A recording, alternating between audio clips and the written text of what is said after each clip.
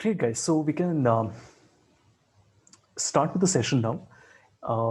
We have done Power BI and we have seen a little bit of everything. So Power Query, basic visuals, dynamic charts, tooltips, and all these areas are important. So you have to explore all of these and pull on every string independently. In what order? I don't know. Choose your order. If you feel you are in finance or you want to work in marketing analytics, it's very important to focus more on DAX and Power Query, right? If you're working from a brand side, brand management, product management, category manager, perhaps then you can focus more on the visualization side because you will have a team who will be giving you the data, right? Let's say you're in operations. Similarly, visualizations become fairly important. Plus, in supply chain and all, nearly all of your data will come from SAP. See, in finance, still some data comes from Excel files, budgets, for example, AOP, annual operating plan. But in supply chain, you would see, I don't think there's anything that comes from manual files. Most of it comes from SAP or Salesforce, whatever CRM you're using, which is good, which means that it's already a clean data set and your focus is more on the visualization side rather than other things. So you have to choose your devil. I mean, depending on what you feel you want to focus on. Everything is important. It's like an equalizer. I always tell people this. It's like an equalizer, and you have to sort of balance it out. So some areas will be high, some areas will be low in importance, and that might change as well. Like a year back, the projects that I was handling, for me, Power Query was very important. Now I've realized that no, Power Query has become a little less important for me, probably because I'm becoming better at Power Query, but also because DAX has become much more important for me. And see, as you become better, you will start shifting to different tools. I could have done the same thing on Power Query, what I showed you with that formula. It would have taken me more time, it would have been less efficient and less scalable. By me doing it on DAX, which I couldn't have done a year back, or maybe even 9 months back, I have actually saved myself a lot of time and the client a lot of pain and effort. So this is what happens. See, you don't know what you don't know. If you're scared of doing something, thinking, I think there is a better way of doing it. I think I should not do it because I feel there is a better way of doing it. That way you will never learn. I'll tell you what I do. If I have to work on something, I don't spend a lot of time contemplating about, oh, is there a better way of doing it? What I know right now, I do it. Then I figure out, oh, was there a better way of doing it? Then I learn it. I hope you understand what I'm saying. अभी क्या होगा? A lot of you will say, पहले सब कुछ सीख लेते हैं. Let's get a problem statement. Let's first figure out what is it that we want. Let's find the best way of doing things. Why do we need to learn all the um, plan Bs and the plan Cs? But the plan B and plan C are important because that sets the foundation. Because I've spent so much time on Excel, then VBA, then Power Query, now I've become very good at DAX. See, everything is interlinked, right? So please don't skimp on that. Excel is super, super important. And it will be continuously, even going forward. All of this work that I'm showing you, without Excel, nothing is possible, right? So Excel, you have to do in any case. But even within Power BI, don't worry too much about what you're learning. Just, whatever you find interesting, whatever you feel you're in the mood to learn it. After a point of time, you will realize that, you're balancing everything out. What shouldn't happen is that you should not get overexcited about one area. I've seen a lot of people make this mistake. People will start learning VBA, they love it, and they will just learn VBA. People will start working on Power BI, they will just learn Power BI. Life isn't that simple. You have to work on multiple tools, right? Like, I'll tell you what I do. Usually, from a learning perspective, I will spend, during this March to September period, I was fairly free, not so much traveling. So I used to focus a lot on my reading. I would extensively work on Power BI for like a month. I would get sick and tired of it. It's natural. No matter how passionate I am about what I do, I mean, you look at the same thing over and over again, it gets on your nerves, right?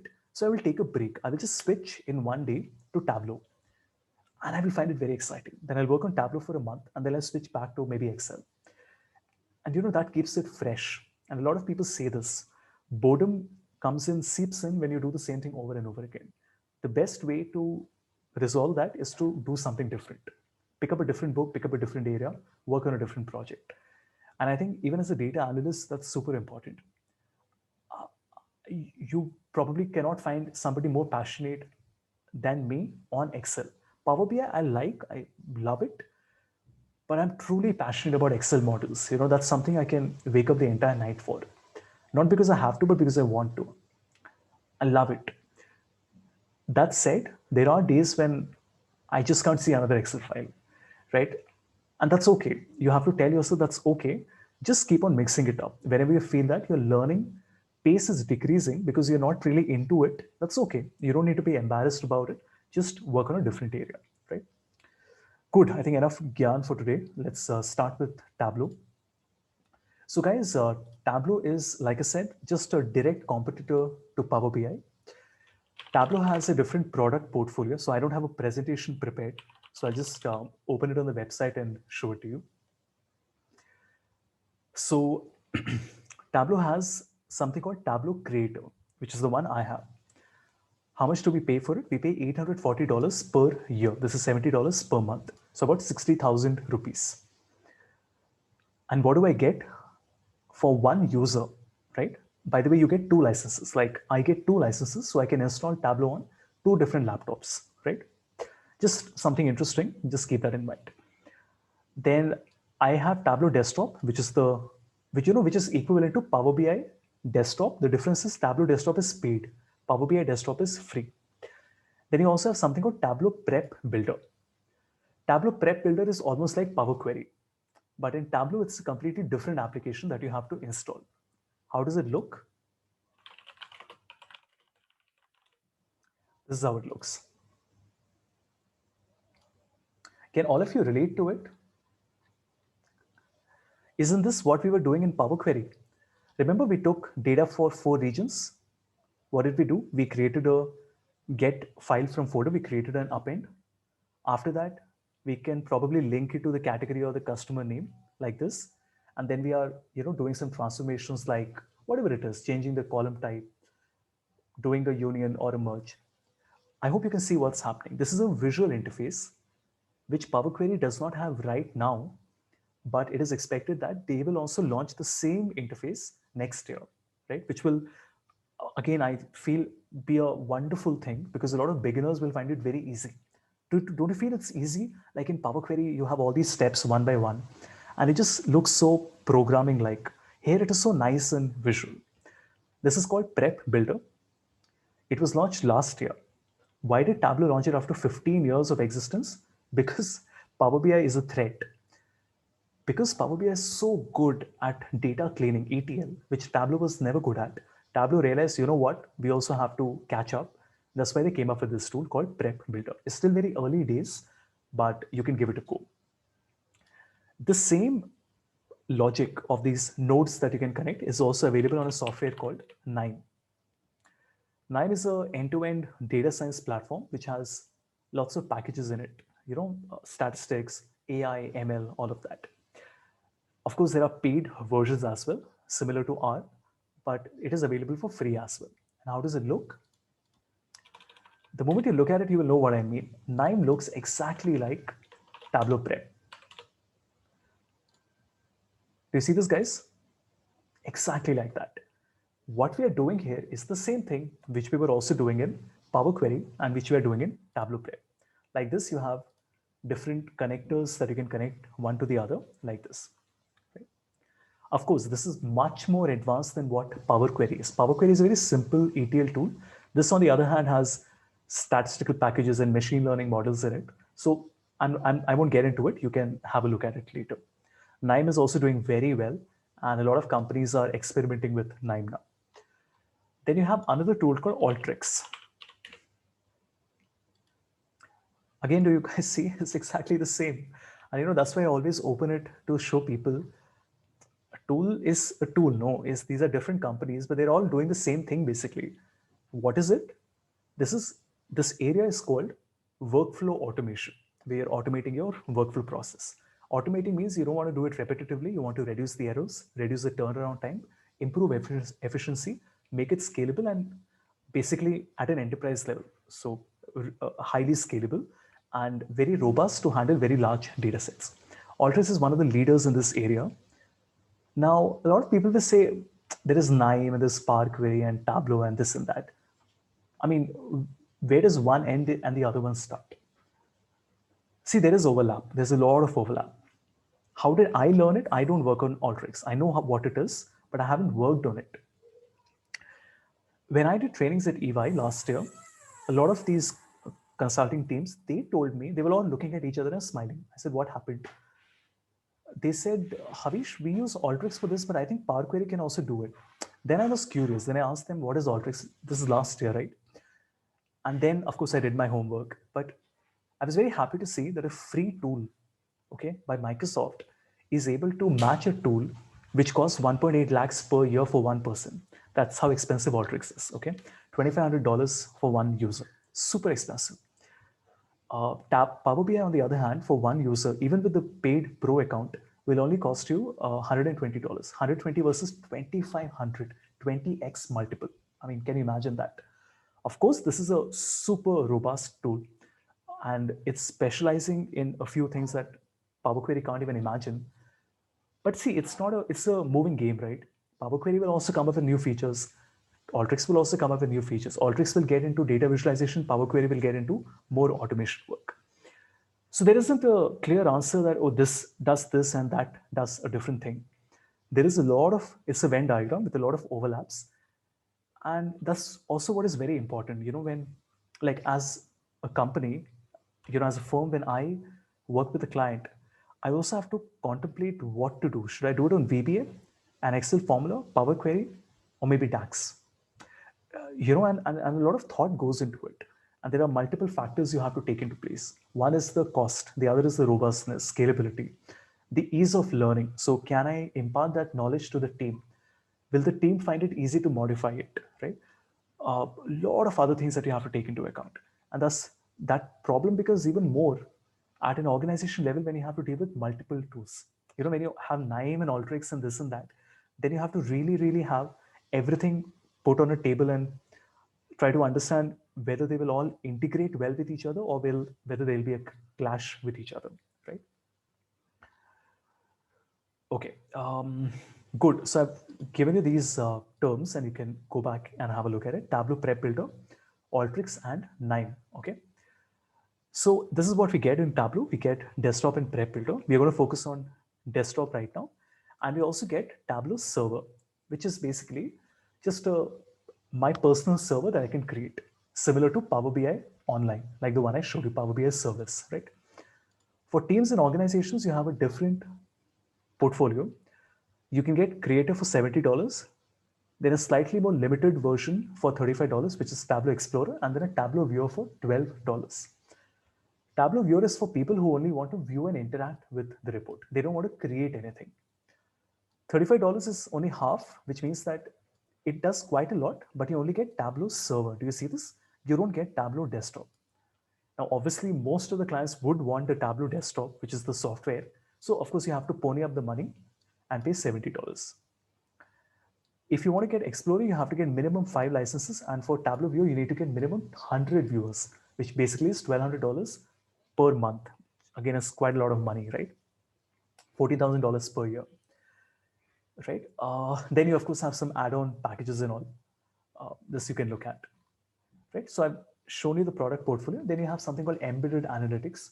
This is for APIs and all. Let's not get into this. This is also there on Power BI. Power BI also has Power BI embedded.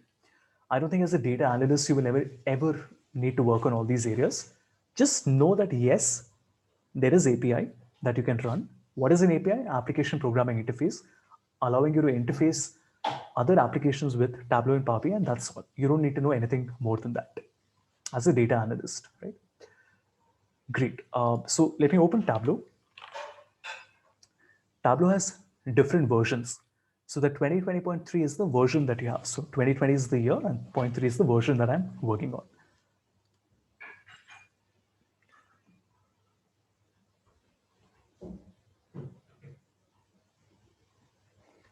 Let's see the interface first. If you can give me a moment, let me just close everything so that it looks very clean. Okay. Do you see at the bottom you have some sample data sets? And here's a Superstore data set, right? The one on which we worked. And this is why the Superstore data is so important, because Tableau uses it as its sample workbook. On the right side, you have some training links. which redirect you to the website, some resources, and some links to the conferences that they have. They do a lot of free webinars. On the left side, you can connect to different types of files. And needless to say, the very first one is Excel. See, every tool, the joke in the business intelligence community, okay, whatever we work on, Power BI, Alteryx, Tableau, Nine, Click, is that the most powerful feature in any BI tool is the ability to connect to Excel, is the click to Excel button. So, um, and Tableau for many years fought it.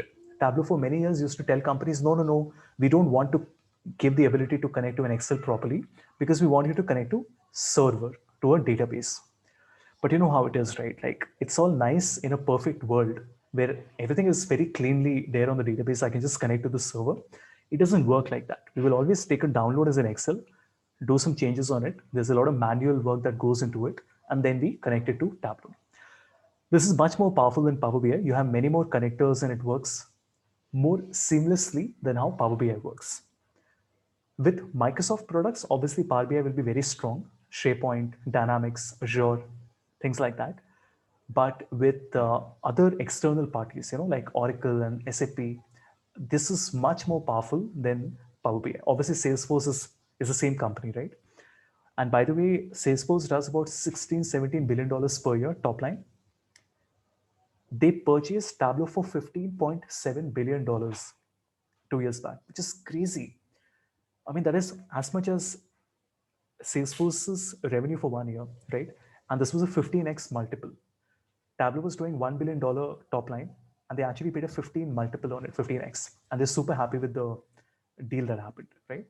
And this obviously has made Tableau much more stronger. By the way, this can also connect to Microsoft, right? Needless to say. So, and answer services, Power Pivot, right? So all of these are there, MySQL. Okay. This connect to the dataset we have. So Excel and Superstore and sorry, Power BI and my Superstore.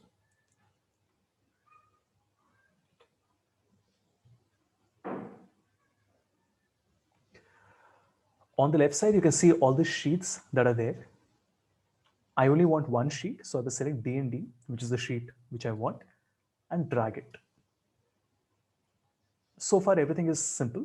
You notice that we have dragged that sheet and we can see all the columns here. This is like the view you get on Power Query. Can you make any changes here, like splitting a column, renaming it, things like that? Some things you can do. For example, I can click on aliases, which is basically creating like a nickname, an alias. I can rename it, I can hide it, but I can't delete it. I'll say that once again. You cannot delete it. You can only hide it.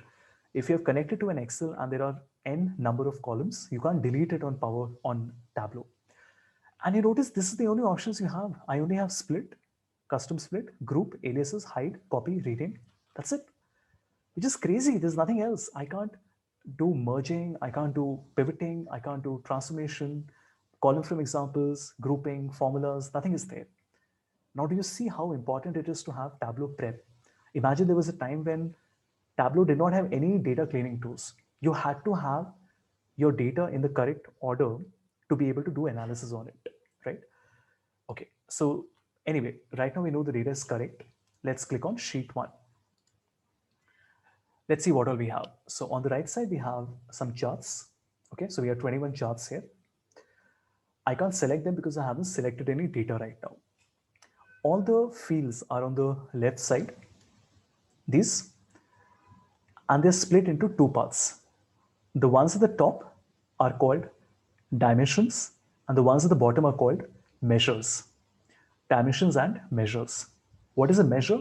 It's a quantitative field. That means discount profit quantity sales. Do you notice this hash sign? This means it's a measure. Okay. What all is a dimension? Anything which is not a measure is a dimension. That means ABC is text category.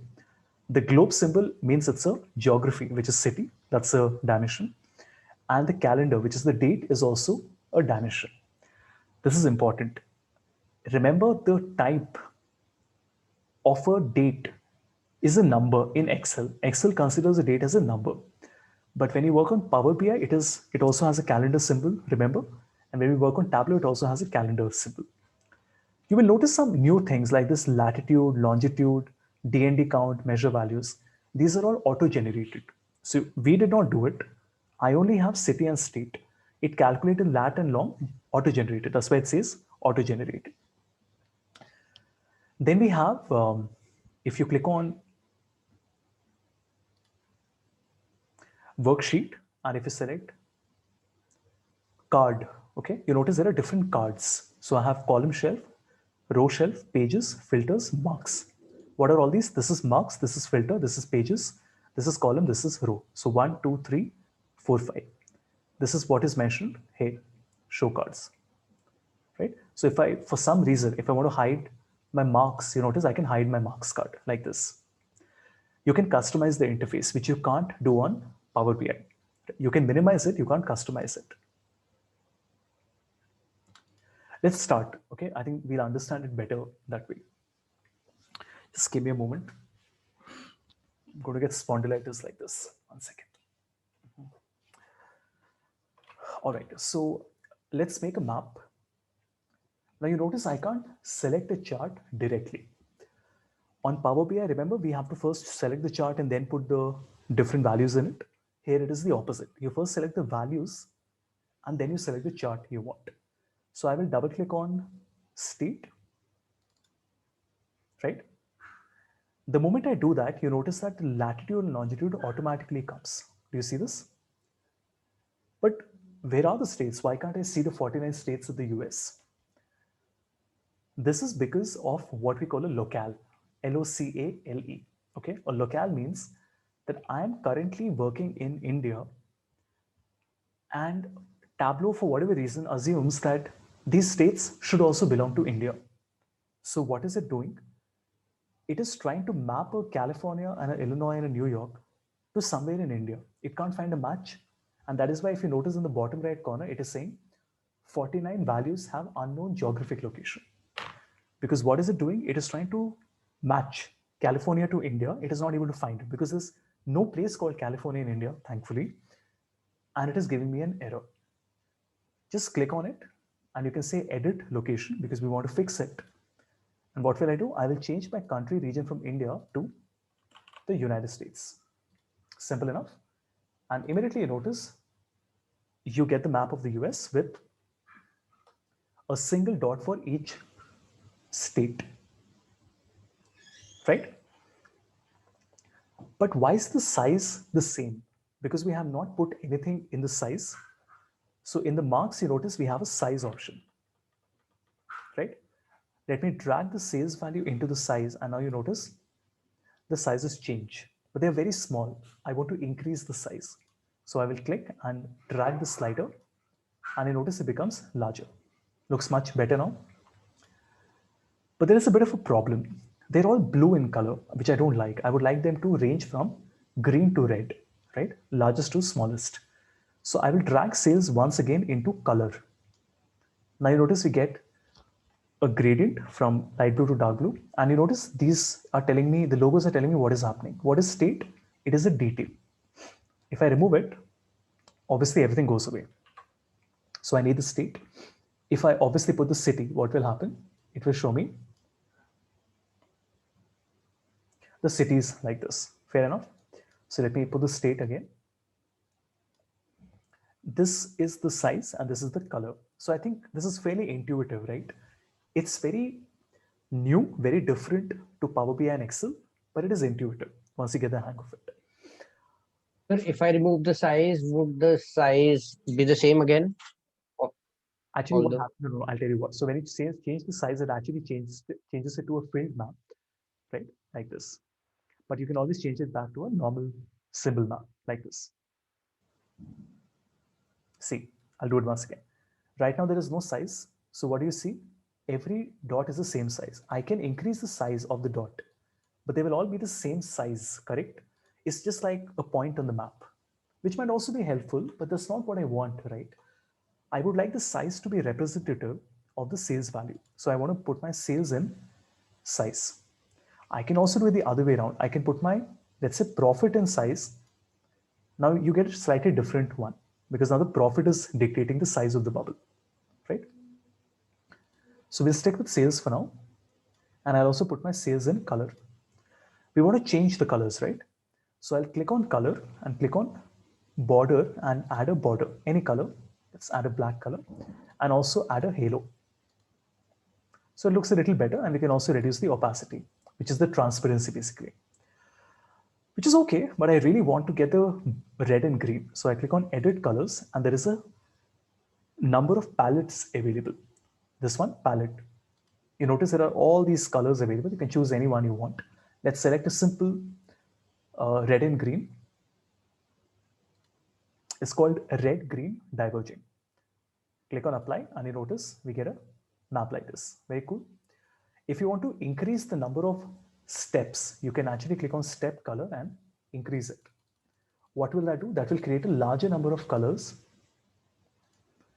right? Of course, you can't see it here because we don't have that data, but that's okay. So this is looking nice. I can also increase the size a little bit more. But the problem is I can't see the sales value. Like I'll have to take my mouse and the sales is shown. Remember, on Power BI, you cannot see the sales value on the map. You can only see the name of the state, but you can't see the sales value. There is no way of doing that. Thankfully, you can do it on Tableau. Now, what do I do? Now, you know what I do? Sales, drag to label, and you get the label. Make sense, everyone?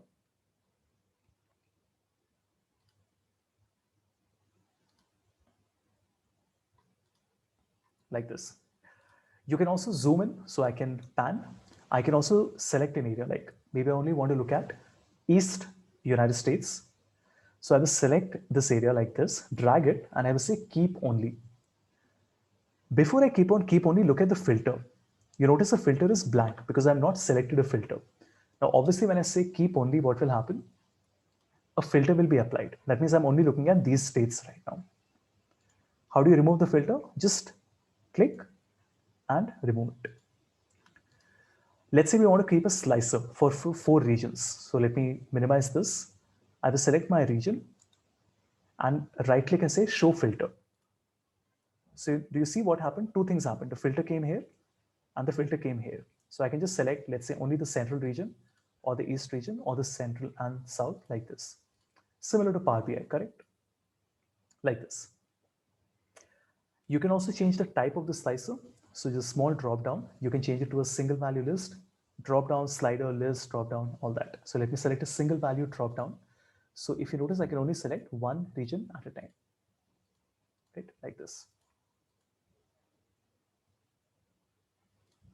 Right?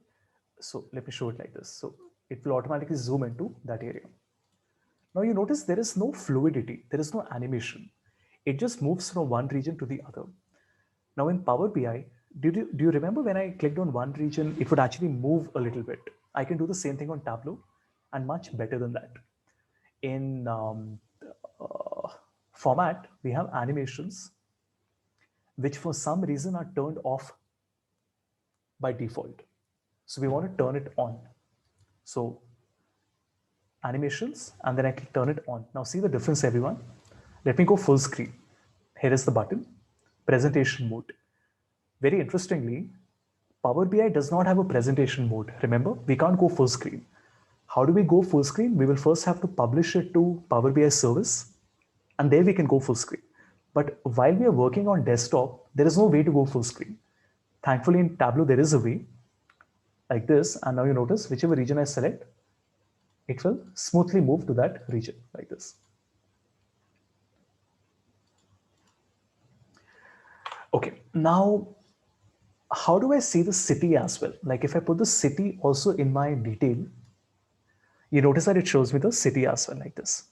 Okay? And I think it looks very nice like this.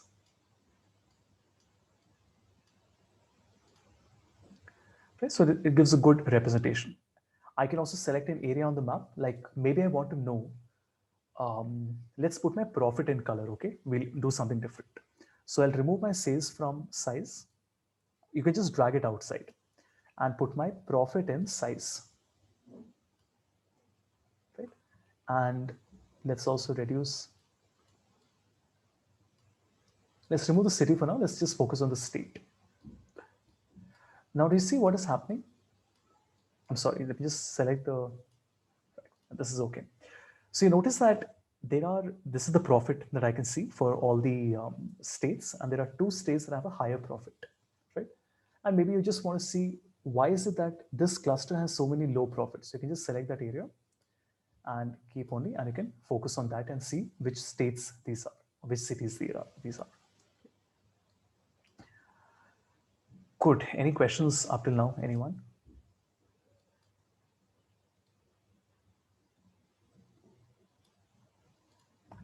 And the other map you have is the. So, Tell me. so in the last part, you said that few of the cities can be seen having a low profit. So, how are you deciding it? Because Sorry. the Say the last. size of the circle. Tanya, hold on. Say the last 10 seconds once again. The earbud dropped. Tell me again. Yeah. So, in the last part, you said that few of the cities can be seen having a low profit. But like how to determine, because I can see that for all the cities the size of the circles are same. I think that time it was showing. This one? Because it's very close to each other, no? See, 4,000, 5,000, 1,300. It would be very similar to each other. That's why. One second. Okay. Right? So maybe you can make a normalizing factor, right? Hold on. Let me reduce the steps. Maybe that will help you. Let's keep 5 steps. And sales hata dete hain. Let's keep profit in. Does it help a little bit more now? Now that I've, let me only put the profit now, okay, in everything. This gives you better indication. See, this is how the use of colors are very important. You're right. The size is actually not to scale. See, guys, it can't be on scale, no? If I show 3,000 and 75,000 on the same scale, then this is going to be 20 times bigger, which will be meaningless. It doesn't make any sense, right? That's why it will not be on scale, which is a good thing, by the way, right? Right. You also have a second map, which is called the normal map, which will basically show it like this. This also I feel is a nice way of presenting the data. Like I can put my profit in label. It will show me the profit as well, like this. Right? Okay. Let me make another sheet. Now in Tableau, every sheet will only have one visualization. In Power BI, what we do is we create multiple visualizations on one page, and that becomes our dashboard. In Tableau, you have to make one chart, one visualization on every single sheet like this, and then you make the dashboard where my cursor is there, this small plus sign. So what is a typical process? If you want a dashboard with 5 charts, make 5 charts and then make a dashboard and put all the 5 charts inside it. We will come to that in a bit, right? Let's do something different. Let me select my, please watch, this is a little different. I'm going to select my city, drag it and put it on top of state. So I select my city and dragging it and putting it on top of state. What will happen? It will create a hierarchy. State, and within my state we have city. By the way, you can do this in Power BI also, drag and drop. Okay,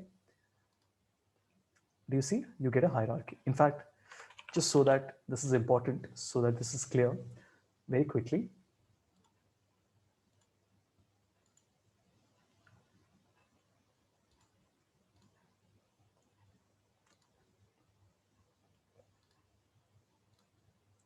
so Power BI Superstore,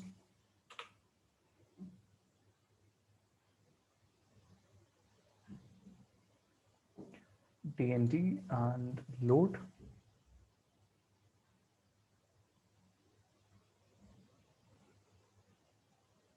All right, so if you notice here also, I can select my city and I have my state. I can just select it, drag it and put it on top of state, right?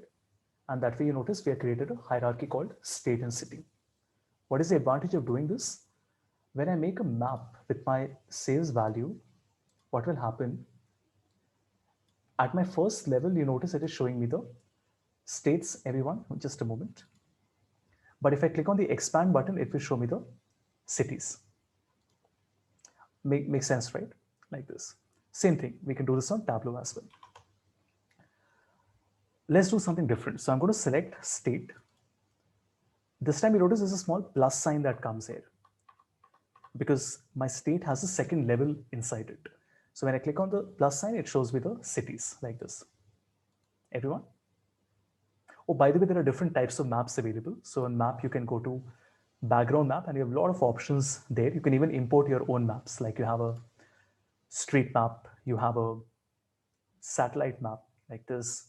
Then you have a dark map, which I personally like a lot, this one, right? Very nice way of creating dashboards, especially if you play with the colors a little bit. It looks really, really striking. Let's say I put my sales and size, right? And let's increase the size a little bit. Very cool, right? Looks super nice, very high contrast. I think it looks really nice. But anyway, let me duplicate the sheet, right click and duplicate, so that in case you want to go back and have a look at it. For now, I want to change it back to the normal map, which is my light map. Color also, let's select the default color. No, I'm sorry. Yeah. Now, we don't want a map, by the way. I want to click on the chart and select last one, which is called the packed bubble. Power BI does not have it. You will have to download it from the custom visuals, but here it is inbuilt.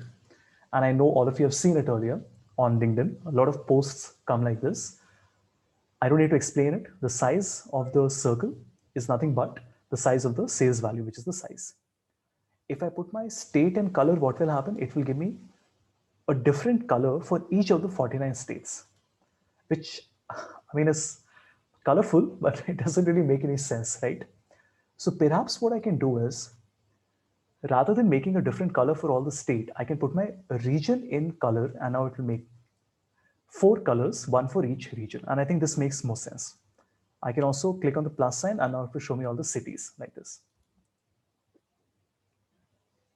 Right, everyone?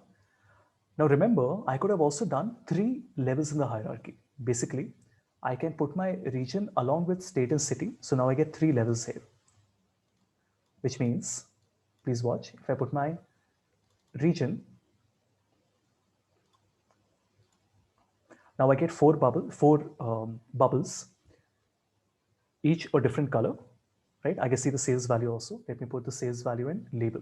So the number is also visible. What do I want to do? I want to go within the region and say the states. So I click on the plus sign and now it will show me the states. Click again, it will show you the, click again, it will show you the cities as well. Of course, you can apply filters like on the right side. I can click on region and apply as a filter so that I can only view single value drop down. I can only view one region at a time, right? Like this. Up to you how you want to play with it. If you want to make 4 different charts, this is something we haven't done so far. If you want to make 4 different charts, I'm going to put it in column. Just watch. I'm going to select my region, drag it and put it in column. And I'll get 4 different charts. Just take a moment and think about what all we have done. Right? Size is sales. The detail, the text is also sales, which is the label. The region and state is my label again, because I want to see the name. The region is also my color. Region is also in my column and region is also in my filter like this.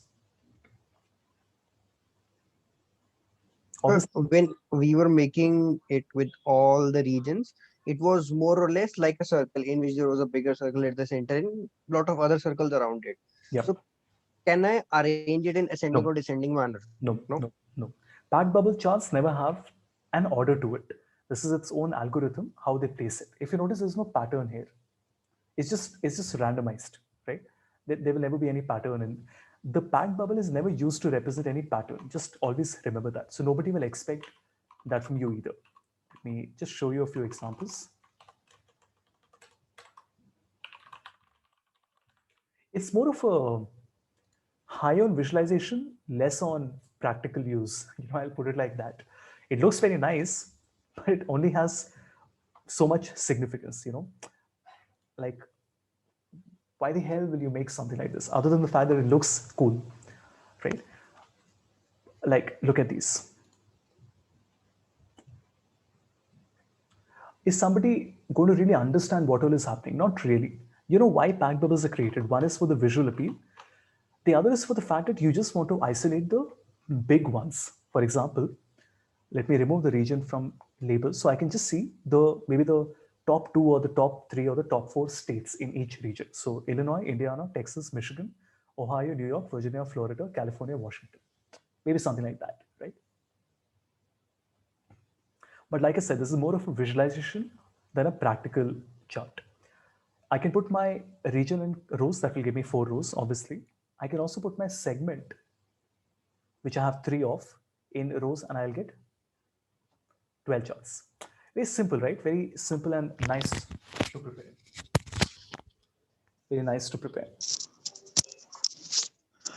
Sir, as we have done in Power BI, the pie chart in which we click on the pie and we go inside that. Yeah. Can we do that same in this packed bubble chart?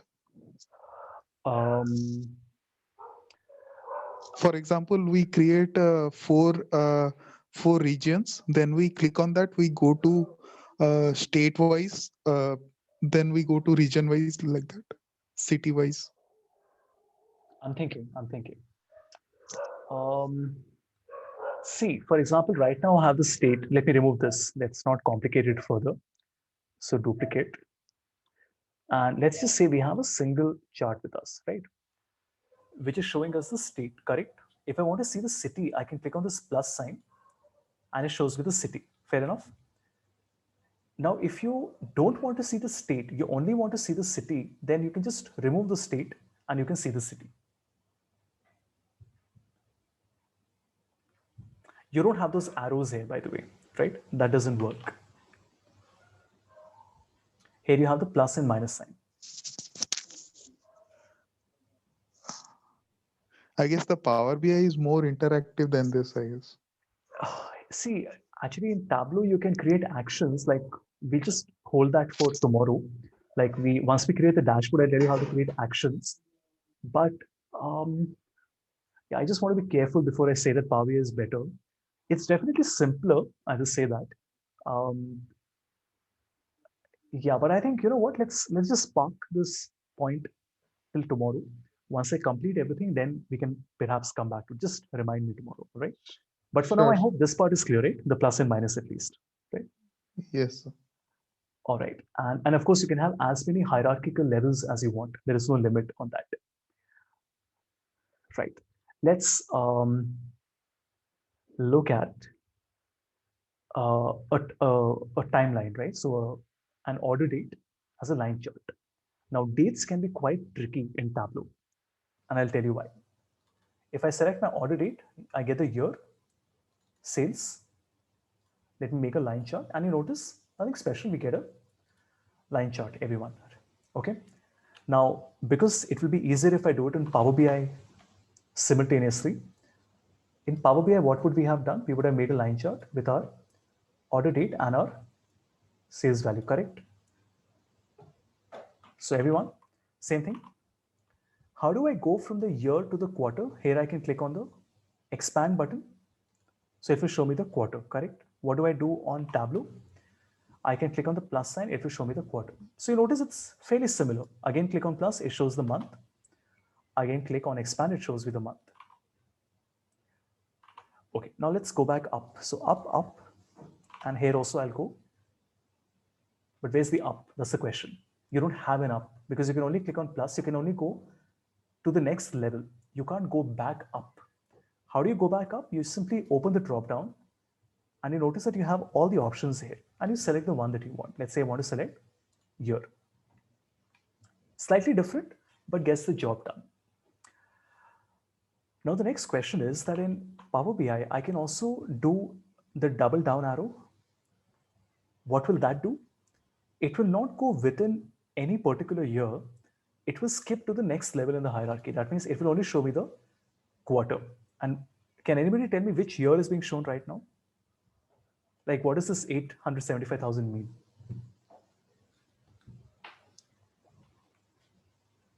Guys? 13, 14, 15, 16. Q1, Q2, Q3, Q4. What does this mean? What does this 875 mean? Sir, the most recent quarter. No. Sum. It is the sum of all the 4 years, Okay. right? Not the most recent one. It's the sum of all the 4 years. All right. Now, is this usually how you analyze data? Do you sum up the last 4 years? No. What do? You average it. So I can click on sales and I can find the average. What does it mean? What does 237 mean? It means that for quarter 4, only for the last 4 years, if I look at all the transactions, the average is 237. Fair enough. How do I do this double down arrow on Tableau? Right click. Now here you notice that there are 2 different times year, quarter, month, days mentioned here and here. Just note the difference. Here it says 15 Q2 May 8. This means this is an aggregation. All the Q2 will be summed up. All the May will be summed up. All the 8 will be summed up. In this, it is showing you Q2 separately for 14, 15, 16, 17. So, which means if I select this one, the quarter, what is it doing right now? Let me just increase the width. It is basically showing me the same number that we had, 875,000. Do you see how the color has changed? Please watch everyone. If I select the second quarter, this is green, which means it is like an expand. It is showing me all the years, all the quarter. If I make it a dimension by selecting quarter, it will make it a blue color, which means it's the sum of all the 4 years. Don't you feel it's so much more difficult than doing this? I mean, isn't this easier doing the up down arrows and all? What do you think?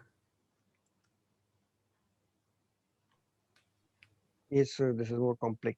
It is, right? And as we move along, you will notice it gets even more complex. I'm not saying it's rocket science. Of course, once you get the hang of it, for example, now I love it. I hated it in the beginning, but you get used to it, right? But there is definitely more complexity. Like here, you have an attribute, measure, discrete, continuous. Power BI doesn't bother you with all these things, right? The arrows take care of everything, okay? But I hope this was clear. Now, what do we want? I want to look at the year, everyone, the year. Now let's look at how Tableau is better. So far we have been bitching a little bit about Tableau, but let's look at how Tableau is better than Power BI. Please watch. I'm going to change it to a year, right? Click on the plus sign and then click on the plus sign once again. Now this time you notice it is creating different pills. This is called a pill because it looks like a medicine pill. Why is it creating different pills? Try to remember. See, if my year was a measure, which is green, when I click on plus, it will not create another pill. The first pill will go to the next level, right? But if I'm looking at my year like a dimension, when I click, it will actually make a split chart, what we call a trellis chart like this. This is something you cannot do on Power BI. Power BI does not support this natively. You can do some custom visualizations and all, but natively this is not supported. And this guys can be very handy. Look at this. I can go to month, but let me remove the quarter. I don't need the quarter, so I'm just going to remove it. Don't you think this looks nice? Like I can see all the 4 years and a seasonality factor for all the 4 months, all the 12 months. Now I can put my year in rows. And I think this is pretty cool. What do you think? Isn't this the easiest way of looking at seasonality, even at a visual glance? Yes, It is, right? Obviously. Look, Q2 is always a drop in every year. Q3 is a sharp shooting up. Then there is a plateau during this middle of the year. Then usually at the end of Q3, there is an increase. Then there is a sharp dip. Again, it grows. But if you notice, in 16, 14, and 13, there was always a dip in the month of December, except 15, when it continued to increase in December. Such an easy way of looking at all of this, isn't it? And I hope you could see how we were manipulating the year, month, quarter, putting it in row column, changing it between a dimension and a measure. Yes, you will make mistakes. Tableau, believe me, even when I started working on Tableau last December, so it hasn't been very long, not even a year for me. But of course, I spent a lot of time on it post that. It was irritating, it was difficult, it was quite unintuitive in the beginning, but now I don't say that word. I don't think it's a question of being unintuitive, it's just a different software. You just have to learn to work with it. And once you get the hang of it, it seems very nice. It's very polished, right? What else can we do? Now I can put my year in my color, and that will make 4 different colors for me. Looks very nice. I can also put my sales in my size. So you notice there is a slight change in the width of the line. And I think looks super cool. This is something you can't do on Power BI. And I really like it. This is a very small thing, but I love it. I love the way that in addition to the trend line, what you call the peak and the trough, where it is growing and degrowing, there is a very subtle change in the width. And I personally, for one, love it. I don't know what your thoughts are, but I think this looks super cool. Right? Obviously, you can put something else in the column. Maybe I can put my region in the region in the column, and now it will make something like this. Don't worry, it is making it a different type of chart, because you notice we have set it to automatic chart. Please watch. We have not selected a line chart, we have set it to automatic, which means when I put my region in columns, what is happening? Just everyone, just think about it. What it is doing is it is showing me, do you see this? Every month has 4 regions, but that's not how we want. We want it to be the other way around. That means the region will come first and then the month will come, like this. Again, this can be quite tricky in the beginning because the order is quite important. Remember, in Tableau, the order is here. Like I can put something below this. Here I can put it to the left and right of each other. But look at the big difference. Here, every month has 4 regions shown. Now I have every region showing 12 months, like this.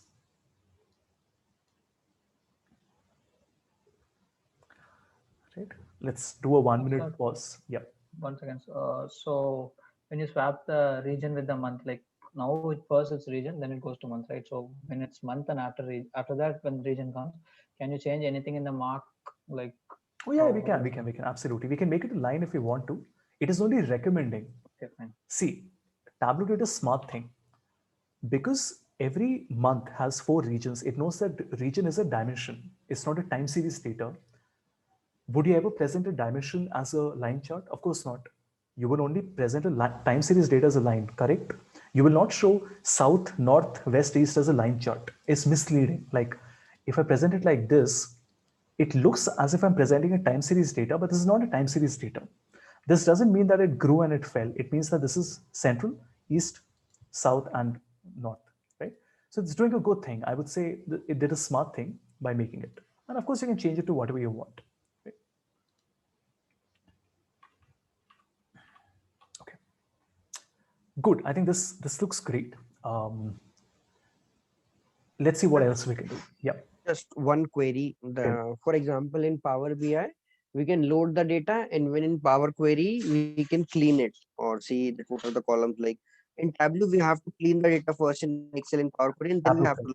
Here you have to do it in Tableau Prep, which is, so just think that in Power BI, Power Query is inbuilt in Power BI, correct?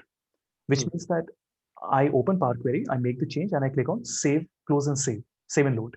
And it goes to Power BI as a refresh. When you want to do some data cleaning and at the same time create a visualization on Tableau, what will you do? I don't have Tableau Prep installed because I don't use it.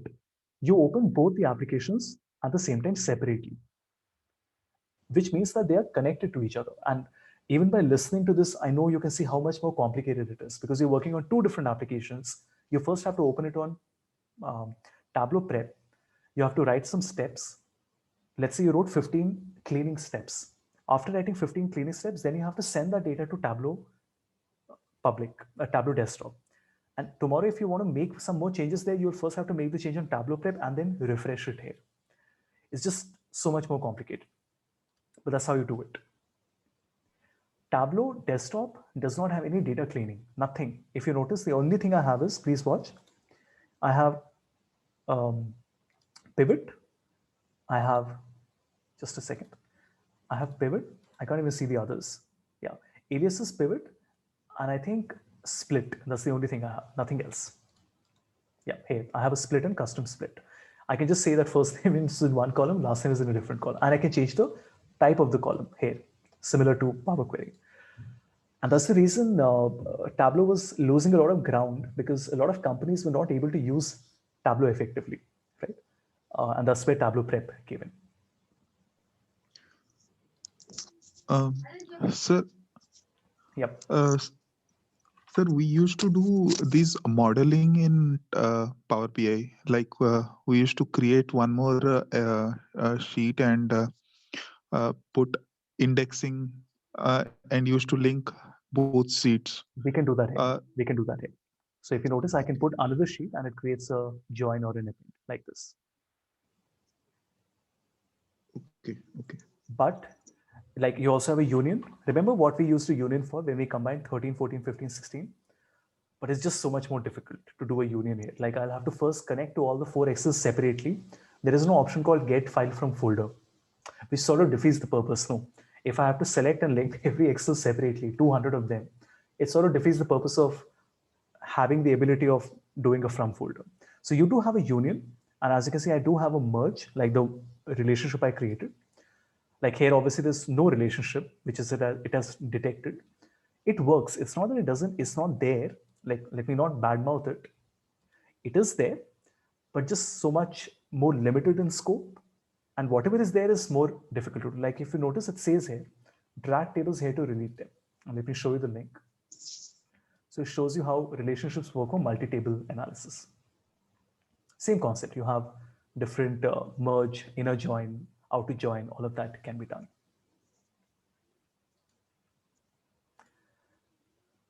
Don't you feel you start to build an appreciation for Power BI after seeing Tableau, and you see how simple that tool is? Like for most of you, you were equally uh, inexperienced with either of them, right? And you've seen how much more difficult this is and how much more limiting this is. Okay. Anything else? Anyone? Any questions?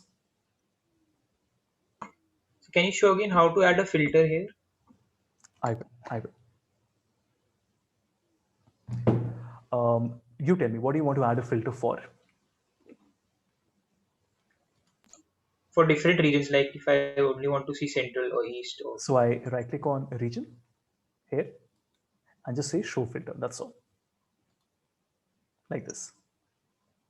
This is like a slicer. Remember, guys, in Power BI, we used to make a slicer and then put the region in it.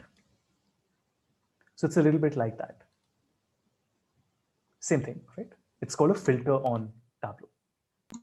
okay. All right, let's do a scatter plot with customer clusters, okay?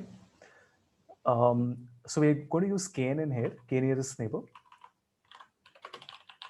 If you haven't heard of it or you haven't worked on it, please at least read a little bit. This is the simplest algorithm that you can use. And basically, we are finding what we call the Euclidean distance, which is the shortest distance between 2 points. The basic idea is that when you're doing cluster analysis, you want to identify clusters of customers that are homogeneous and behave similarly. Okay. Why is it so important from a HR or a marketing perspective? From a marketing perspective, when you come up with a new campaign, you always want to make sure that the campaign is tailored towards a certain customer cohort, right? Or a certain customer cluster here, not a cohort, it's a customer cluster, right? And that's what we're doing, right? So you can read about this. It's called the K nearest neighbor. And we use something called the Euclidean distance. There are different types of distances here. Euclidean is one of the simpler ones, which is nothing but the shortest distance between 2 points, right? Okay, let me see if I can show you this interactively. One second.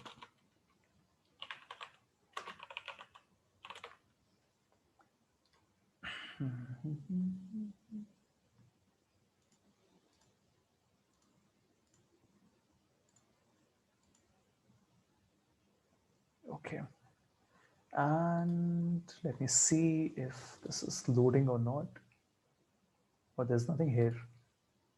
I think it's not loading, is it? I don't know. We try a different one.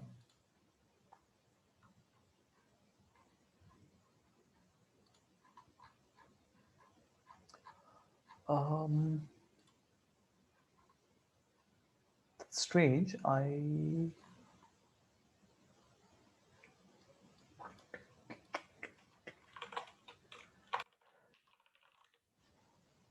Stanford, let's see. Yeah, I think this will give you an idea. So basically, I have different customers, right? How are they plotted? Let's say as per profit and sales. So this is somebody high on sales, high on profit. This is low on sales, low on profit. Now I can see that if I move a customer, just see this. Do you see how the area is also shifting? Now till a certain point, it will be included in cluster one, which is the purple one. But the moment it crosses a certain threshold, you notice it starts to break into a different cluster altogether, like this. Right? So this is a very nice way of sort of visually understanding how this works. So despite the fact that, again, I will not get into details here. I'm neither qualified to answer all this, nor do we have the time to do this. But definitely spend some time on Wikipedia, Medium, wherever you want to go, and maybe spend 30, 40 minutes reading about K nearest neighbor and Euclidean distance. All right. Okay. Anyway, we don't need to bother with all this. Tableau does the hard work for us. We click on profit and sales. It only shows us one dot, which is the aggregation of the profit and sales. That means the total sales and the total profit. What do we want? We want to see different regions on the map. So I'll put my region in my detail, and it will show me 4 regions. So this is west, east, central, and south. Make sense? If I put my state, what will happen? It will show me all the states, which helps me understand that California and New York are outliers. And Texas is also an outlier in a different way, which means that it is fairly high on sales. In fact, if you notice, it's the third largest on sales at 100 and whatever. How much is it? 169,000, but negative profit. Like this is my 0 line, which is not a good sign, right? And obviously, I can also put my customers, okay, customer name in detail in label, and now it will show me. In fact, let me put it in detail. It will show me all the 793 customers that I have here. How do I know there are 793? If you look at the bottom left corner, it says 793 marks. A mark is basically a data point that you have on the visualization, right? Wonderful. This is great. So I know Tamara Chand is an outlier. Sean Miller is an outlier. Raymond is an outlier. But what if I am only interested in finding out how many customers are between that range of 10 to 12,000 in sales, okay? Just remember, 10 to 12,000 in sales. Now this time I'll select my sales and I'll put it as a filter. Now sales is a number, it's a measure. So what will the filter look like? It will look like a slider like this. What do we want? Between 10 and 12. So I can say between 10 and 12,000. And obviously it's interactive. So it will only show me that there are these, whatever, 10 customers between that 10 to 12. And this is dynamic. So you notice I can actually move it, dynamically see how many customers fall inside that. By the way, I can do everything that I'm showing you right now on Power BI as well. Just a 1 minute example. Same thing, scatter plot. Profit is on y-axis. Customer name is on details. I can make a slicer with my sales amount, no, my profit amount, whatever. You can see that I can move it around, right? Same thing, what we can do here. In Power BI, if you want to create customer clusters, what do? You click on these 3 dots and then you say, automatically find clusters. What will it do? It will ask you how many clusters do you want. Either you select the auto cluster or you can define a number. Let me set it to auto. And it takes a few seconds, it creates 3 clusters for me. Cluster 1, cluster 2, cluster 3, right? Let's say I want to make 5 of them. Same thing, automatically find with 5 clusters, it will make 5. Let's do the same thing on Tableau. So let me select the entire range. The process is a little different. Like here to make a cluster, you first click on analytics on the left side. And you notice you have some analytics options here. You have something called cluster. Don't just click on it, drag it inside the chart like this. Okay. And again, it will ask you how many clusters do you want? I want 5 clusters, and you basically get the result like the same thing. What you were getting on Power BI, you're getting here as well. Quick, don't think, tell me which cluster is most important to the business. 1, 2, 3, 4, 5. Which one will you pick? Guys, High profit and low sales. no, that we all know. But you tell me between these 5 clusters that we have, which one will you pick? Orange, blue, red, green. Right? Or this light blue, this is actually light blue and this is dark. Just tell me, no? Which area? Will you pick this area? Will you select this red? Will you select this blue? Will you select this yellow? Which one will you pick? Red or blue? And why? Because the sales are almost nearby and profits are above zero. But why And not? the quantity is also more. Okay, The and number why? of. No, we are not referring to the quantity here, right? So the dots are data points. Data points. So this is just profit and sales, okay? Profit on y-axis, sales on x-axis. I don't know what I did. Just a second, guys. What did I do? I don't know. Let me do it once again.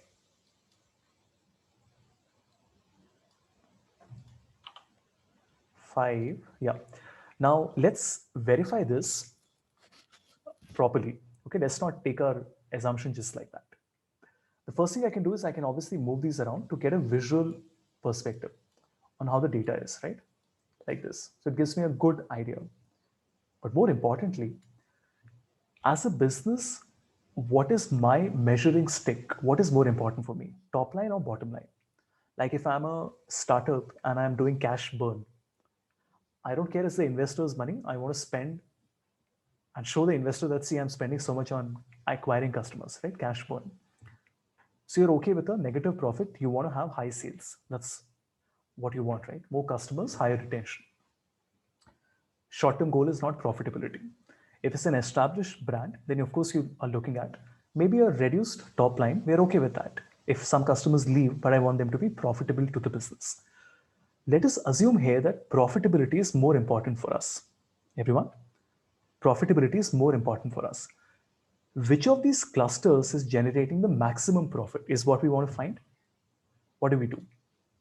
Do you notice that when I created the cluster, there is a clusters 1 that is created here, everyone? It's in color. So this is a new field which is created. But I want to use this field in a different chart. So now I'll do the opposite. So far, what we were doing, we were selecting the field and putting it in the mark. Now I select the pill and put it back in the dimension. Do you see this? So it's sort of the reverse. The clusters were created automatically, but I want it to become a dimension so I can use it wherever I want. So I have created a dimension now. Now let me create another chart and let's create a simple one, customer clusters, profit. And we'll see something very interesting. Do you see this, everyone? Cluster 5 overall is actually negative, which is crazy. Let's see what cluster 5 is quickly. Cluster 5 is the green one, okay? So just a minute. So let me put it as a filter as well. So if I look at cluster 5, let's see what cluster 5 is. These.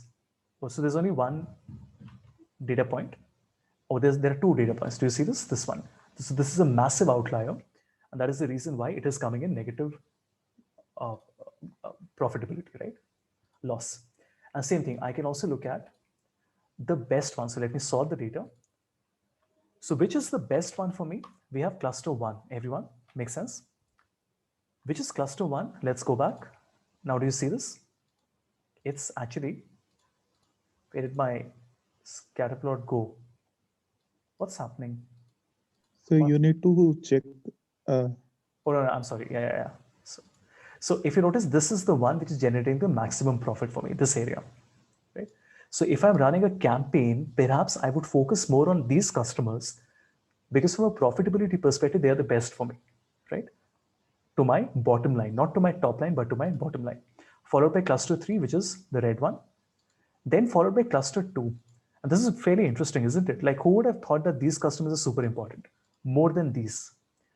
The problem is that if you look at the final one, which is cluster 4, even though they might be very high, there are very few in number. And despite the fact that they're so high, they're not really going to contribute a lot to your business. But hold on. What if I select one customer, which is Sean Miller, right? And I remove him from the equation. So right click and exclude. Just see what I did. This is like an outlier for me, right? So I want to right click and say exclude. Maybe Sean Miller is very bad because, I don't know, he fell unwell, right? So there was an exigency that happened. When I exclude him, obviously the results will change, right? So what have I done? I've kept a filter for customer name here, which means in customer name, I've selected all the customers, right? Except one, which is Sean Miller. Let me do the same thing. We'll come back here, put customer name in filter, and I will select everybody except Sean Miller. So I select all, I will remove Sean Miller. So what will happen? I don't know what happened. A second.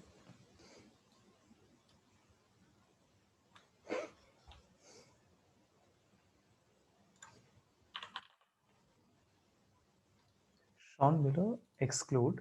Yeah, I think I've excluded it. Yeah, it should be okay now. And now you notice there is a change that happened. Do you see this? Right? Not a lot, but there's a slight change that happened. Again, I'm just giving you an idea how you can present all of these things, right? Any questions, anyone? Obviously, you can put region into columns and you can make 4 different scatter plots like this. If you want to analyze, like, if you just want to know which regions have higher outliers, you can see that here outliers are more, outliers are more. And I would say this is a more natural spread, you know, in West, except one person who's super high, right? And I can always exclude that person, right? Like this. How to include back that person? Just remove it from the filter. Sir, how do you dimensionalize you have created the clusters, right? So how did you dimensionalize it? Yeah, so just see, let me just do it once again. This is important. We'll also practice it. Profit, sales, customer name or ID, either one in detail. How do I put the clusters? I go to analytics. I put the cluster inside cluster. Like I drag it inside the visualization. You notice it comes here where my cursor is there as a color, right? How do you put it back as a dimension? Simply select it and take it to the left here, wherever you want in this entire area, right? So it will create a dimension for you. That was clear, right? Yes, sir. Yes, sir. Clear.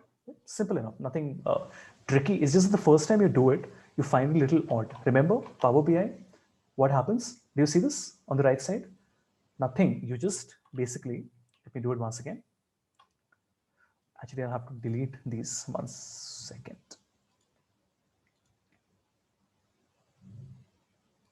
Here, there is no trickery that you have to do, take left, right. The moment you say find clusters and press OK, it automatically comes as a field. And you know, these small things are what users like, you know, from an organization perspective, if you had to take a call, you're not using these tools are not being used only by data analysts. These tools are being used by everybody in the organization. A CEO will always think that if I want 1,000 people to use the tool, I want it to be as simple as possible. I don't want to spend money on training and have issues coming in where errors happen and all of that. This in itself, you know, when I present it left and right next to each other, people say, you know what, I don't want to take that extra hassle of teaching people how to work on Tableau. It's just so much easier. Like here, nobody will even wonder that we have to do it manually. They just expect that, oh, I created the clusters and I expect that it should have come in my field, right? Tableau, on the other hand, requires an extra 1 step. Okay, I just want to start with calculations today and we'll continue it tomorrow. We have time with us. Tableau calculations are very different. They use MDX, okay, which is multi-dimensional expressions.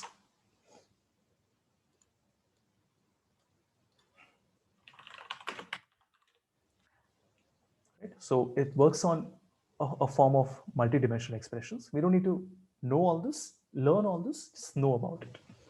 Let's create a simple one. I have my subcategory and my profit. Let me change it to a chart.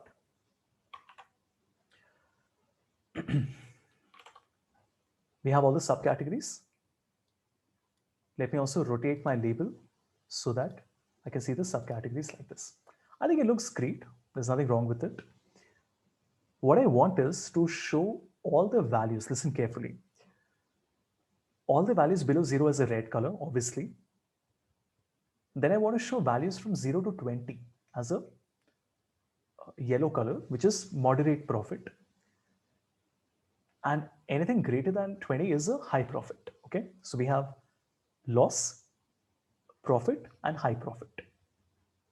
How do you do it, right? Now, if you want to do this, we will have to sort of create a calculation, which is analysis and calculated field, because you are creating a field which is calculated, right? So let's click on calculated field.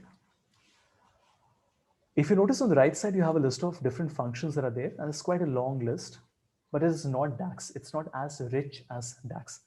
What you see There is are small queries actually. So can't we just put this profit in the color? Can we just drag and put it in the see, color? guys. And No, see, I'll tell you. What will happen is that if you put the profit in the color, it's a good observation. It will show a range of colors. It's not looking bad, but that's not what I want. I only want 3 colors. Now, somebody might say, okay, let's go to color, edit color, and say that I only want 3 colors here. Much better. Now you only have a light blue, a dark blue, and a grayish, whatever that color, strange color is. But did I define the controls? No, I did not define the threshold, right? Where did I say that it should be 0 to 20 and 20 to 50 and less than 0? That's the problem. Fair enough? yes, So if you just want the color as a representation of what is below, what is above, what is very high, you can do that. But the problem is you can't really control it. And of course, we want to do that, right? That's the reason we will click on analysis and calculated field. And here I say my profit color. There is no equal to sign in Tableau. If you write it, right, it gives you an error immediately. No equal to signs, all right? Before a formula, you can use equal to for equality, but you don't use an equal to sign, just like that, to begin a formula. So I will say if, okay, if, what do we want? I will say if my sum of profit is greater than 0, then what do I want? I want to say loss. Less than 0 is loss. Now watch. I will say else if, same thing, sum of profit is less than 20,000, then I want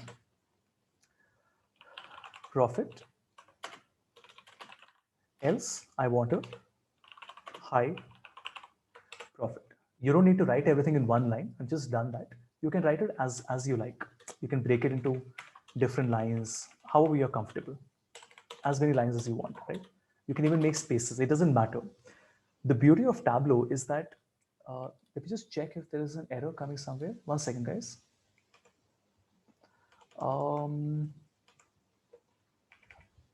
Let's see what it is telling us. Oh, I'm sorry. There is an end that comes in. I'm sorry, I keep on switching between Tableau and Power BI. It sometimes gets a little confusing. So this has an end here because you don't have parentheses and you don't have commas as arguments. Everything flows like this. By the way, if you type if here, it also gives you a small sort of a sample telling you that if is basically, you know what if is, right? We don't need to do that. What is the syntax? If expression, then something, else if expression, then something. You can write as many else if as you want. Finally, there'll be an else at the end, and then you will have an end. So this is helpful, right? It tells you how to write that formula. So I'd like to keep it open just for reference. Let me just clean it up a little bit. It doesn't look very clean right now. The formula is simple enough. The logic is clear. Let me click on OK. What has happened? Do you see this?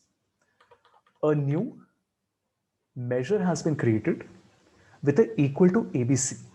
What does that mean? It means that it is a calculation. Listen carefully. It is a calculation, but the calculation is not resulting in a number. Otherwise, it would have been a hash sign. It is a calculation which I have done, but the calculation is resulting in a text value, which is ABC, or rather loss, profit, high profit. That means there are only 3 possible results, which mean that if I put this in the color, how many colors will it give me? Only 3 colors. Do you see this?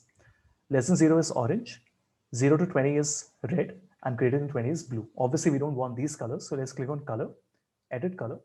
And now I can say high profit is green, loss is yellow, sorry, loss is red, and profit is yellow. Apply, and you get your visualization. Any questions?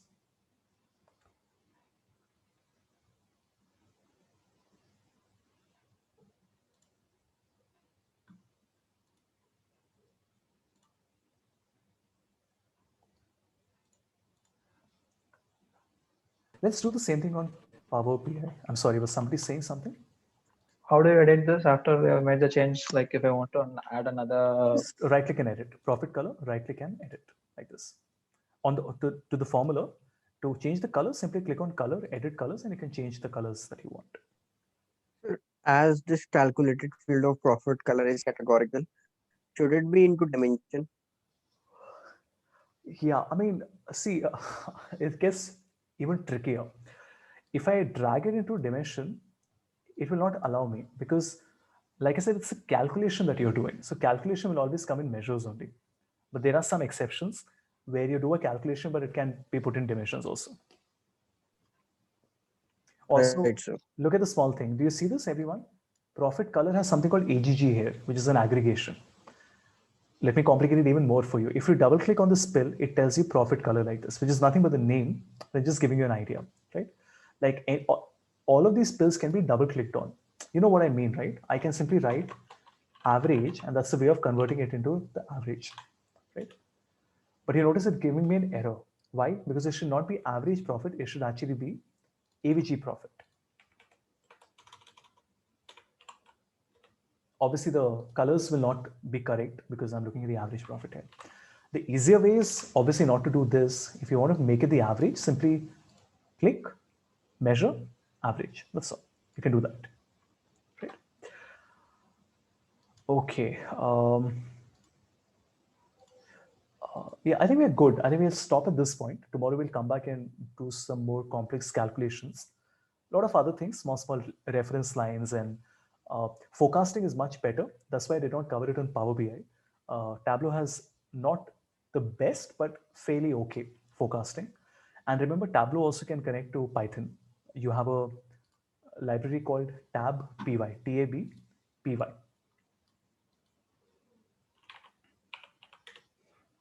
So tabpy is the official library, which allows you to basically combine Python with Tableau. Why would you want to use it? Not for a visualization perspective, nothing like that. You would want to use it because of the calculations that you can create, right? Something like this. Do you see this? You can write your own scripts and all inside. It's going to get very complicated. Like using Python on Power BI also requires you to know Python, obviously, but it's much simpler. Here you have these attributes and aggregations and all. The documentation is there. You can go online and maybe just go to Medium and browse through a few articles to see what all it can do. I don't work on it because I don't need to, but I mean, if you do work on Python, you should definitely give it a shot. In fact, I've also been planning for a while to do it. So far, I haven't had the need or the opportunity of doing it, but I probably will do it at some point. You know, like principal component analysis, sentiment and all. It's handy to be able to do all this. At least know what it is so that even if you are not working on it, tomorrow if you have somebody from your team working on it, you at least know what it is. You will not feel like an idiot not knowing what to say. But I don't think as a data analyst, you need to get into all this area. Let's focus on what we do, which is the business insights, and let's do that very well. Let's not, keep a foot in areas which do not pertain to us. Does a computer programmer try to learn marketing? Of course not. Does he? By the same logic, why the hell should I try to learn programming if it's not my job? And I'm very clear about this. A lot of people say we want to learn this and that and everything under the sun. I'm like, why? And I always give this analogy. Does a computer programmer sit down and say, I want to know how the stock market works or whatever it is, right? What is customer cohort? They will say, we don't care, whatever it is. You tell us a problem in code, we will solve it for you in code, right? Or whatever, you tell us a problem statement, we will solve it in code. And this is why computer programmers are smart. They don't pretend to be somebody they are not. We, on the other hand, are confused. As analysts, as MBAs, you guys don't know, should you or should you not learn programming? Unfortunately, there's no easy answer to that. I'll maybe share some videos with you. You can just see if Python is for you, if you want to learn it, if you have an aptitude for it, if you feel it's going to be important for your career. But a little bit you should learn, guys. Don't skip. You can't skip programming. That's just not permitted, okay? I've saved the Tableau file as a TBWX, this one, right, which is a packaged workbook, which means it is similar to Power BI. It has both the visualization and the data in it, a local copy of the data. Like if I share the Power BI with somebody, the data is also there in the Power BI file, correct? It's not that I have to send the Excel separately. Similarly, in Tableau, a packaged workbook, TBWX, both the things are there. So the Excel file is along with the Tableau workbook. So if you want to, you can open it. Like if I send it to you, you can open it and take a local copy of that Excel also. That's also possible. Yeah, of course, the sort of things that people do on Tableau can be quite striking, okay? Like it can be brilliant. Like Power BI can't do all this. Neither does somebody try, nor is Power BI capable of it. Tableau visualizations can be beautiful. Like this is nothing. Let me show you. Look at these. They're stunning, okay? They're as good as infographics. And these are interactive. Like imagine all this. You just can't imagine doing all this on, you just can't. It's not a question of how difficult is it. You can't. Tableau gives you the sort of flexibility that you will never get on Power BI. So that's what I wanted to finish the conversation with. So far, we have been a little, unfavorable of Tableau, and we have been favoring at least I have been favoring Power BI a little more. But don't forget this: when you go to the gallery, you remind yourself, no. Tableau is the number one in terms of market share for a reason. Look at what people have done, and it's amazing, right? And there are, of course, hundreds of dashboards people have created. Look at this one. If you just open it, anyone. By the way, some of these are downloadable as well. These are fully interactive, obviously. Like this one can be, wait. I can download it. No, I can't download this one in particular, but some of these can be downloaded. Same thing, I can zoom in and just, anyway, you can go through it later, but it's so much fun, even going through the website and seeing the absolutely different type of, look at this one, it's stunning, right? It's as good as an infographic and it's dynamic. Like, I mean, can you beat that? So, sir, one query that I have is, so once I go to the gallery and I see that, okay, this thing looks pretty cool, I want to do this, but then I don't know the exact name, how to Google it so that I know how can put it into my There's nothing Tableau to sheet or Google. something. Guys, see, there is nothing to Google. It's not that it's called a particular visual and these are not visualizations. These are infographics, remember? It's not that I can give it a name and call it a Sankey or a force direct graph or a tassels or whatever. This is creativity. This is like a designer who's creating. So every visual will be different. So there's nothing to Google. I hope you understand what I'm saying, right? Like if I tell you that there are 500 charts in the world, and then somebody used the 300th one, and I want to Google it and see how they make it. In Tableau, you can't do that because every individual report is different. And it's not about, you can't Google it because nobody ever has done it. Only that one person would have done it. It's designing. It's not a software where they have chosen one of the charts. They've actually designed. There was one of the file in which a guy has attached the name and a curvy line to the region in the Tableau gallery. Let me show you. You've seen these charts, haven't you? All of you? It's called the Sankey. Most of the firms make this. Do you know how much effort it would take to make this on Sankey, on Tableau? Just watch. You have to know mathematics, hardcore mathematics for this. Let me explain that. And this turns off a lot of people. They say, what the hell is this? I like it, I want to make it. But when they see how much effort it takes, please watch. I will first have to create a simple formula, which is okay. Table name, orders, and all. But now watch. You have to create a bin, which is also okay. Now, suddenly people say, what is all this? What is an index value? Keep on looking at it. Then you have to look at running sum, which I guess is okay. Now it starts to get more complicated. Look, now you suddenly get into exponentials and powers. People are like, what is happening? You have to create sigmoids. Like I said, Tableau visualizations require mathematics. I'm not saying Tableau analysts are mathematics guys, but you have to at least learn what all of these things are. Look at all this. This is step by step how you make it. And it is still not ended, by the way, okay? Watch. Then I get some lines and then I have to color it and all of this. This is like a 30-minute example that you will have to do. And you know, on Power BI, Sankey can be created in one click. You know why? Because it is available as a custom visual. In Tableau, the problem is there are only 21 visuals, the one I showed you. You can't download anything more. If you want to make something, you have to make it. You have to write the formulas and set it up and make it. That is a huge, if you remember the Power BI presentation that I gave you, this is one of the big points, okay? That between Power BI and Tableau, the difference is that custom visuals are downloadable.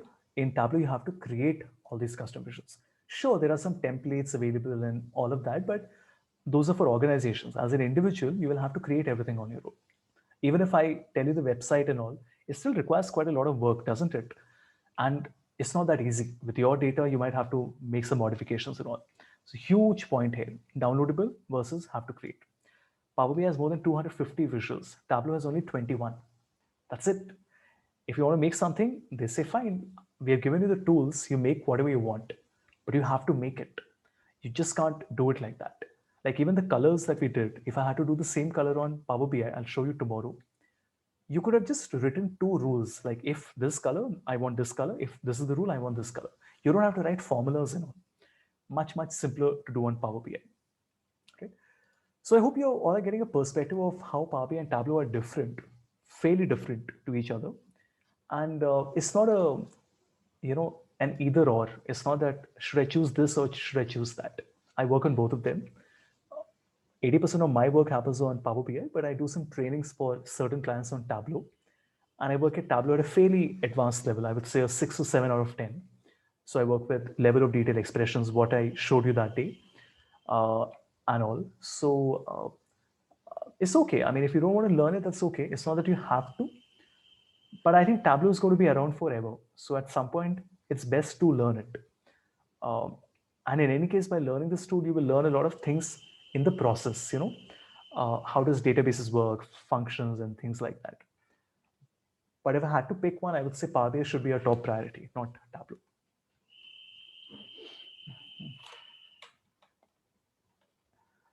Yeah, so that's that from my side. Any questions, anyone?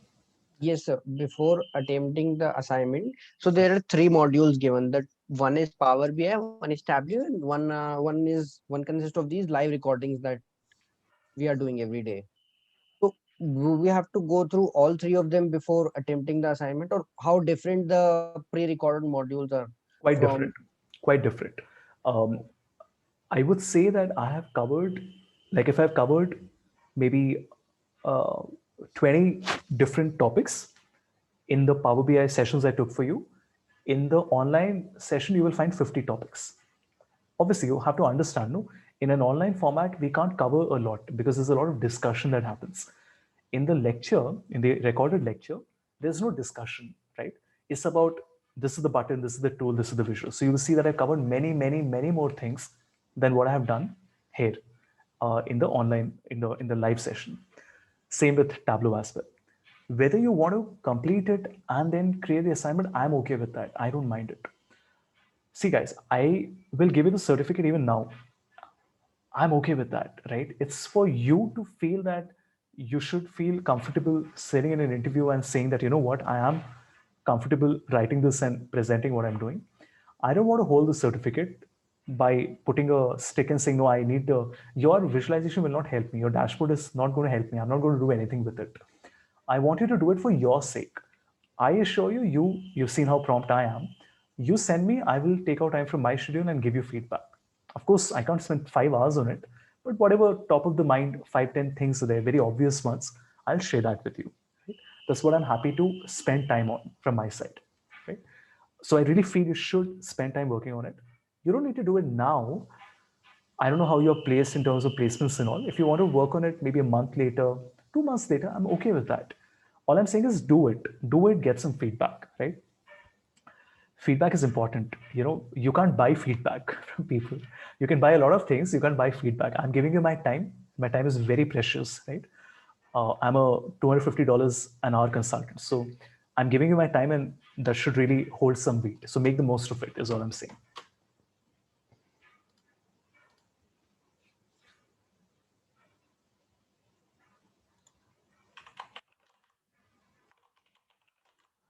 Great, guys. I do have a lot of things piled up. So that's okay. If you have any questions, we can continue tomorrow. We have time with us. I'll try to wrap up maybe in an hour. We don't have much else in Tableau.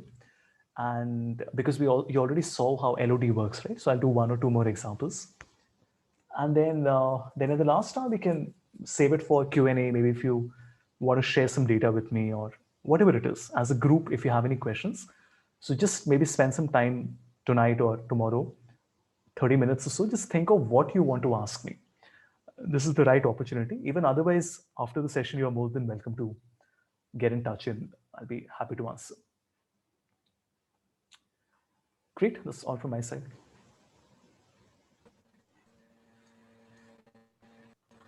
Thank you, sir. Thank you, sir.